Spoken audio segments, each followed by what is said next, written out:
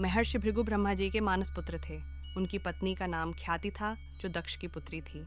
महर्षि भृगु सप्तर्षि मंडल के एक ऋषि हैं। सावन और भाद्रपद में वे भगवान सूर्य के रथ पर सवार रहते हैं। एक बार की बात है, सरस्वती नदी के तट पर ऋषि मुनि एकत्रित होकर इस विषय पर चर्चा कर रहे थे कि ब्रह्मा जी, शिव जी और श्री विष्णु में सबसे बड़े और श्रेष्ठ कौन है। इसका कोई निष्कर्ष न निकलता देख उन्होंने त्रिदेवों की परीक्षा लेने का निश्चय किया और ब्रह्मा जी के मानस पुत्र महर्षि भृगु को इस कार्य के लिए नियुक्त किया। महर्षि भृगु सर्वप्रथम ब्रह्मा जी के पास गए। उन्होंने न तो प्रणाम किया और न ही उनकी स्तुति की। यह देख ब्रह्मा जी क्रोधित हो गए। क्रोध की अधिकता से उनका मुख लाल हो गया या आंखों में अंगारे दहकने लगे।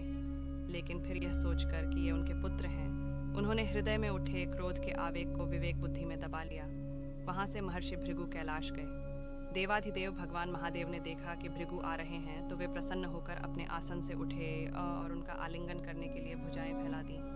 किंतु उनकी परीक्षा लेने के लिए भृगु मुनि उनका आलिंगन अस्वीकार करते हुए बोले, महादेव, आप सदा वेदों और धर्म की मर्यादा का उल्लंघन करते हैं। दुष्टों और पापियों को आप जो वरदान देते हैं उनसे सृष्टि पर भयंकर संकट आ जाता है, इसलिए मैं आपका आलिंगन कदापि नहीं करूंगा। उनकी बात सुनकर भगवान शिव क्रोध से तिल मिला उठे। उन्होंने जैसे ही त्रिशूल उठाकर उन्हें मारना चाहा, वैसे ही भगवती सती ने बहुत अनुनय विनय कर किसी प्रकार से उनका क्रोध शांत किया। इसके बाद भृगु मुनि वैकुंठ लोक गए। उस समय भगवान श्री विष्णु देवी लक्ष्मी की गोद में सिर रखकर लेटे थे। भृगु ने जाते ही उनके वक्ष पर एक तेज लात मारी। भक्त वत्सल भगवान विष्णु शीघ्र ही अपने आसन से उठ खड़े हुए और उन्हें प्रणाम करके उनके चरण सहलाते हुए बोले, भगवान, आपके पैर पर चोट तो नहीं लगी? कृपया इस आसन पर विश्राम कीजिए। भगवान, मुझे आपके शुभ आगमन का ध्यान न था, इसलिए मैं आपका स्वागत नहीं कर सका। आपके चरणों का स्पर्श तीर्थों को पवित्र करने वाला है। आपके चरणों के स्पर्श से आज मैं धन्य हो गया।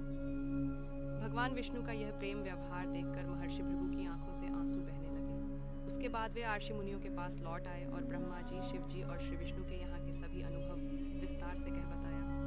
उनके अनुभव सुनकर सभी ऋषि मुनि बड़े हैरान हुए और उनके सभी संदेह दूर हो गए। तभी से वे भगवान विष्णु को सर्वश्रेष्ठ मानकर उनकी पूजा अर्चना करने लगे। वास्तव में उन ऋषि मुनियों ने अपने लिए नहीं बल्कि मनुष्यों के संदेहों को मिटा